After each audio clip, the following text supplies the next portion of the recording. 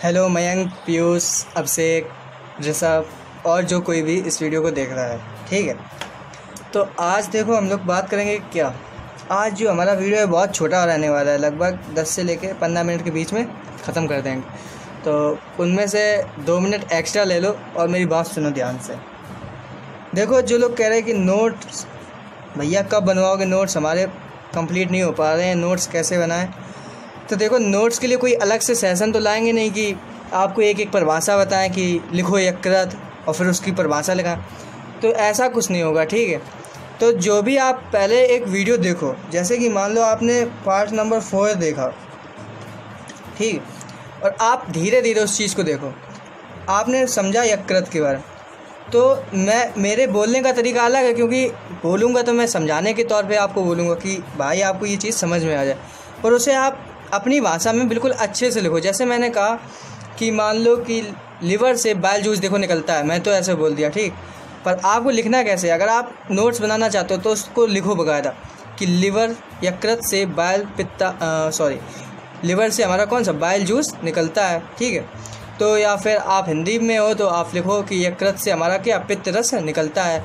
अब मैंने कहा था कि लिवर से वो गॉल ब्लैडर में पहले जाता है, तो लिवर से पहले बाइल जूस गॉल ब्लैडर में जाता है, उसके बाद फिर हमारा स्टमक में जाता है। ये सारी चीज़ें मैंने पहले आपको वीडियो में बता रखी हैं। तो बस आपको नोट्स अपने ढंग से बनाने हैं, ठीक है। रही बात नोट्स की, अगर आपको चाहिए ही वैसे, तो आप कहीं से भी कोई भी बुक डाउनलोड कर लीजिए, उसको पढ़िए, तो वो सारा की सारा पूरा नोट्स ही है एक तरीके से, ठीक है। तो नोट्स के लिए कोई अलग से सेशन नहीं आएगा कि ये हम आपको एक एक हेडिंग लिखाएंगे। आपको बस मेरा मतलब है कि आपको समझाना, ठीक है। अगर जैसे कि आप मेरे सामने बैठे होते तो मैं तो आपको नोट्स बनवा सकता था, पर ऐसे काम नहीं चलेगा। तो आप वीडियो को देखिए, उसको समझिए और अपने हिसाब से नोट्स को बनाइए। हाँ, अगर आपको कोई प्रॉब्लम होती कि भैया मुझको ये चीज़ नहीं समझ में आ रही है भैया, तो आप मुझे बताइए, तो उसको सॉल्व किया जाएगा, ठीक है। पर आप कहेंगे कि नोट्स को कायदे से बनवाएं, तो ऐसा तो पॉसिबल नहीं हो पाएगा, ठीक है। तो मैं बस यहाँ पे आपको चीज़ों को समझा सकता हूँ। तो आज का देखो वीडियो क्या रहेगा हमारा। सबसे पहले आज हम लोग बस उन 5 स्टेप की मैंने पहले ही कहा था बात करेंगे। तो उससे पहले एक चीज़ की और बात कर लें, अपेंडिक्स की। अपेंडिक्स में देखो क्या होता है, हमने बताया था कि बड़ी आंत होती है और इसके नीचे क्या होता है, ये एक छोटा सा ऐसा भाग जुड़ा होता है। तो ये देखो क्या होता है, इसको बोलते हैं अपेंडिक्स। इसकी लंबाई कितनी होती है, 5 से लेकर 10 सेंटीमीटर तक होती है। और होता क्या है, ये कभी कभार इसमें इन्फ्लेशन हो जाता है, मतलब कि ये सूज जाता है, ठीक है। सूजने से होता क्या है कि बहुत दर्द होता है पेट में। तो बस मैंने बताया था कि एक प्रकार का अगर आपसे पूछा जाए कि आपके शरीर में रेमिनेंट कौन है या फिर अवशेष कौन है, तो आपको बस यही बताना कि मेरे अगर डाइजेस्टिव सिस्टम में रेमिनेंट पूछा जा रहा है तो आपको बताना क्या, अपेंडिक्स है, ठीक है।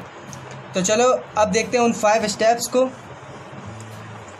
तो देखो 5 स्टेप जो हमारे थे, कैसे हम लोग मतलब कि सारा अपना पेट में कैसे डाइजेस्ट होता है खाना, तो वो सारी चीज़ें देखनी थी, ठीक है। अच्छा, तो चलो शुरुआत करते हैं। सबसे पहला स्टेप कौन सा था, अगर आपको याद हो, कौन सा था, इंजेक्शन, ठीक है। आज के बाद देखो अपना न्यूट्रिशन पूरा कंप्लीट होने वाला है। इसके बाद अगर आप कहोगे तो हिस्ट्री का चैप्टर उठाएंगे, अदरवाइज कौन सा उठाएंगे, इसी के आगे रेस्पिरेशन है तो वो पढ़ेंगे। जैसा आपको सही लगे वैसा आपको बताना है, ठीक है, कमेंट करके। तो देखो दूसरा कौन सा था अपना, डाइजेशन। पहला था इंजेक्शन, दूसरा था डाइजेशन, तीसरा कौन सा था, तीसरा था अपना एब्जॉर्प्शन, चौथा था अपना एसिमिलेशन, और पांचवा था अपना कौन सा, इजेशन। पांचवा कौन था, पांचवा था अपना, चौथा अपना एक बार फिर से देख लो, उधर पे देखा नहीं शायद, तो देखो एसिमिलेशन, और पांचवा था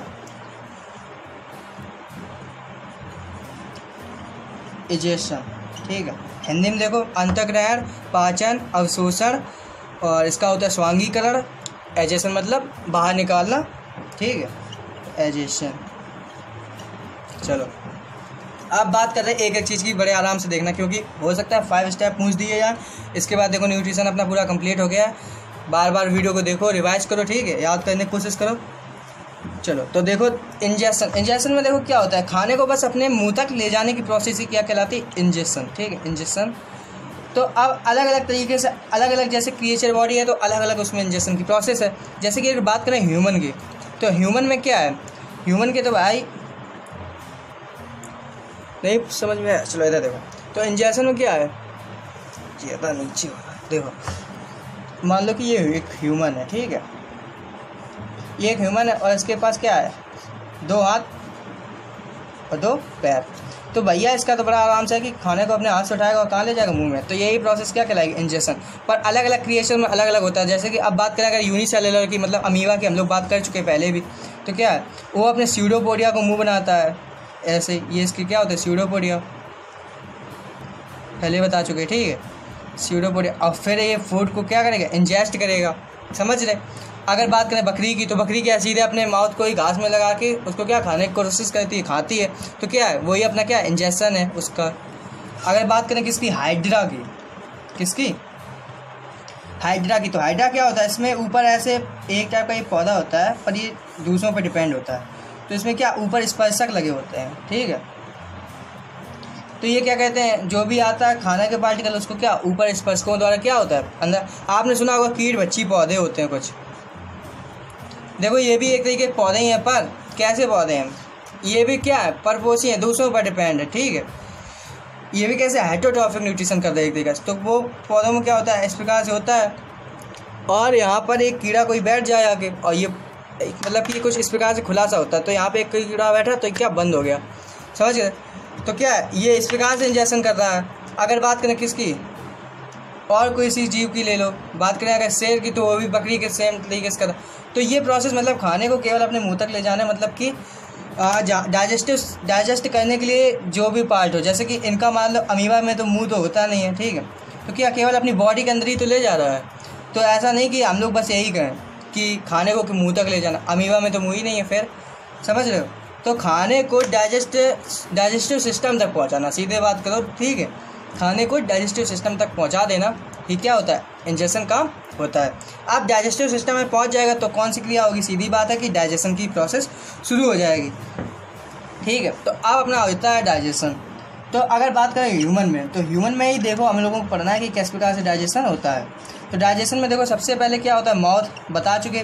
तो माउथ में अपना टाइलिन एंजाइम होता है, उसके जरिए मंड को, तो मंड आपको बता चुके ग्लूकोज का बहुत सारा बार बार रिवीजनिंग टाइप का हो रहा है ये एक तरीके से, ठीक है। तो देखो ग्लूकोज क्या है, ग्लूकोज की बहुत सारी कड़ियाँ जुड़ के क्या बनाती हैं, मंड बनाती हैं। उसको टाइलिन फिर किस में तोड़ता है, देखो ग्लूकोज क्या है, ये जो हमें मिलता है मंड, वो किससे मिलता है, प्लांट से।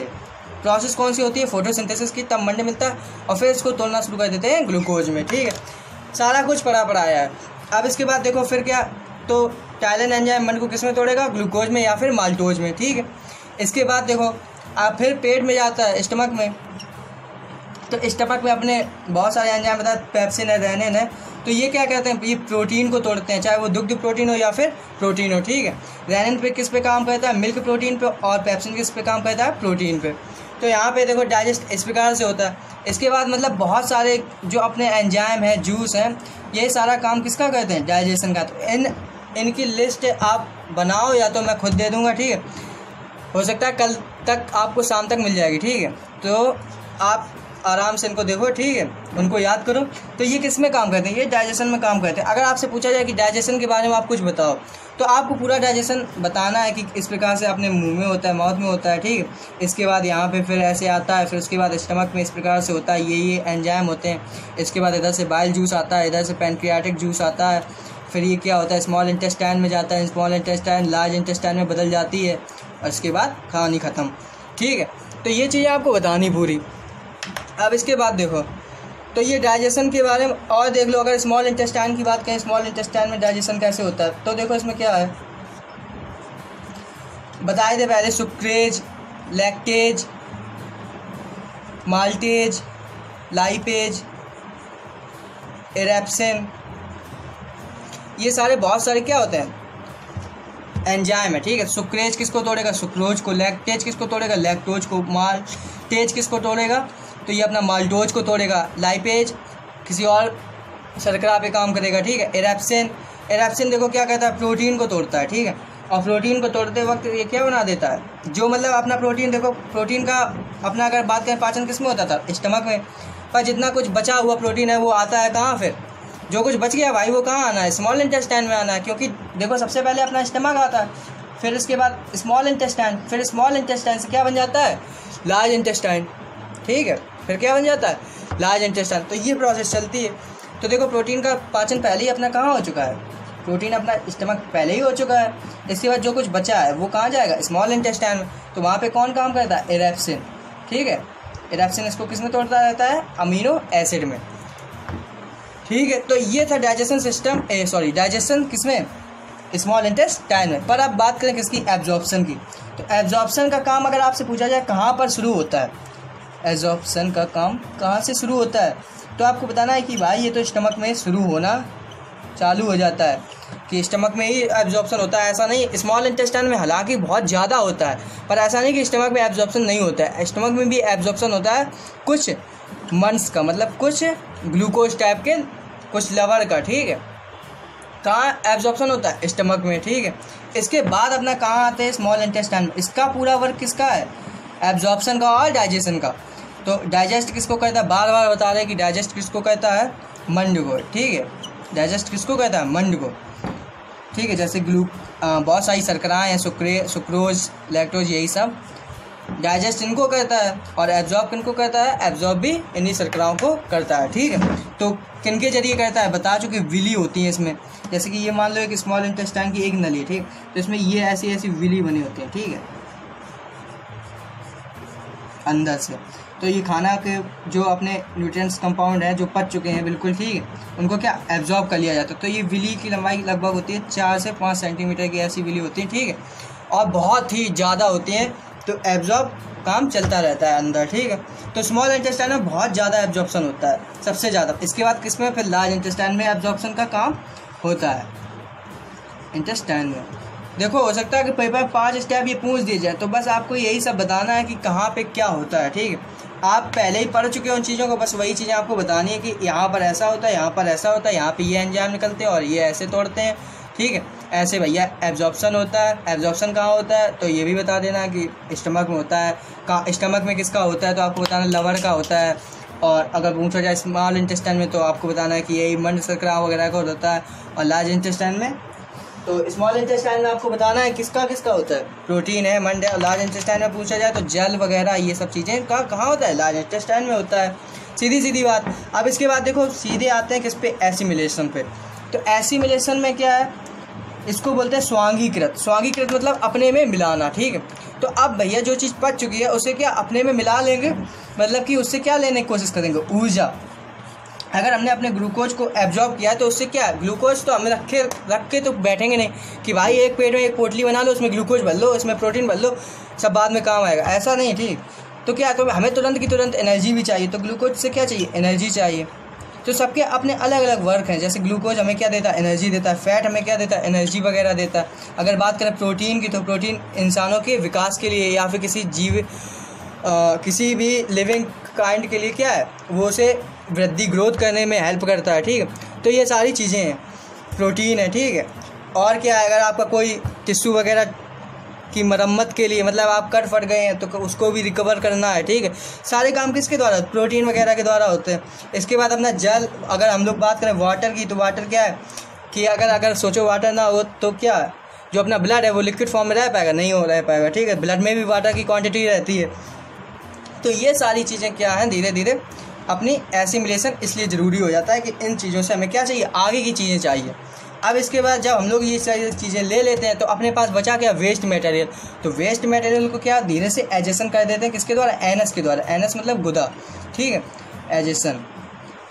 तो बस अब हमें इन चीज़ों को बाहर फेंकना है, तो यही हमें वही छेपर कह लो आप, या फिर बाहर निकालने की प्रोसेस, या फिर इंजेक्शन कह लो, ठीक है। तो किसके द्वारा होता है, एनएस के द्वारा होता है, निम बोलते हैं गुदा। तो जितना भी वेस्ट मटेरियल होता है इसको बाहर कर देते हैं। इसके बारे में अभी आप लोग एक बार फिर से पढ़ोगे, कहाँ फिर, जब हम लोग पढ़ेंगे इंजेक्शन को बहुत अच्छे से, जब हम लोगों को किडनी वगैरह सारी चीज़ें पढ़नी पड़ती हैं। तो ये था देखो अपना पूरा न्यूट्रिशन, ठीक है, किस प्रकार से न्यूट्रिशन होता है। तो आज अपना पूरा टॉपिक न्यूट्रिशन कंप्लीट हो चुका है। तो देखो अब अगर आप लोग कहो कि रेस्पिरेशन पढ़ाए तो रेस्पिरेशन पे जाएंगे, ठीक है। आप कहते हो कि भैया हमें जियोग्राफी पढ़ाओ, जियोग्राफी चले जाएंगे, ठीक है। जो चीज़ आप बता दो, तो आपके पास कई सारे ऑप्शन है। आप अगर बता दो कमेंट करके कि रेस्पिरेशन चालू करें कि हिस्ट्री वगैरह या फिर जियोग्राफी चालू कर दें, तो आप जैसा कहेंगे वैसा होगा, ठीक है। आप ध्यान से एक बात और देखो, कि अगर आपको न्यूट्रिशन वाकई समझ में आए तो आपके अंदर हिम्मत होनी चाहिए टेस्ट देने की, ठीक है। तो एक छोटा सा टेस्ट हम लोग करने की कोशिश करेंगे ग्रुप पर, ठीक है। तो आप सुनो, आपको टेस्ट देना कैसे। सबसे पहले तो आप वीडियो को बार बार देखो, उससे नोट्स बनाने की कोशिश करो कि नोट्स बन जाए आपके जल्द से जल्द। जब आपके नोट्स बन जाए आप उनको याद कर लो कि हाँ भैया हम तैयार हैं बिल्कुल टेस्ट के लिए, तो मुझे बताओ। फिर नोट्स को अपने बगल में रखो और मैं इधर पे टेस्ट दूंगा आपको व्हाट्सएप पे, आप उधर से छाप लो और इधर पे बता दो, ठीक है, लिख के दे दो। ऐसा नहीं करना है, ठीक है। नोट्स अपने पास रख के याद करने हैं उनको और उसके बाद क्या है, टेस्ट देना है, ठीक है। चलो, तो ये था आज का अपना इतना सा ही, आज से अपना न्यूट्रिशन ख़त्म। तो वीडियो को लास्ट तक देखने के लिए बहुत बहुत धन्यवाद, ठीक है। Keep smiling.